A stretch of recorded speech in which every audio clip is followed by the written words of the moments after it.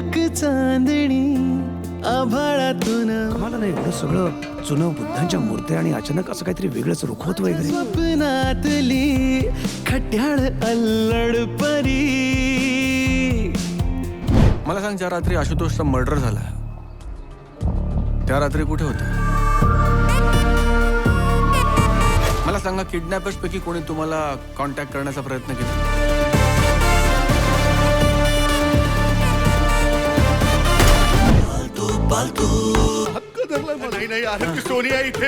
सोनिया माझी बायको.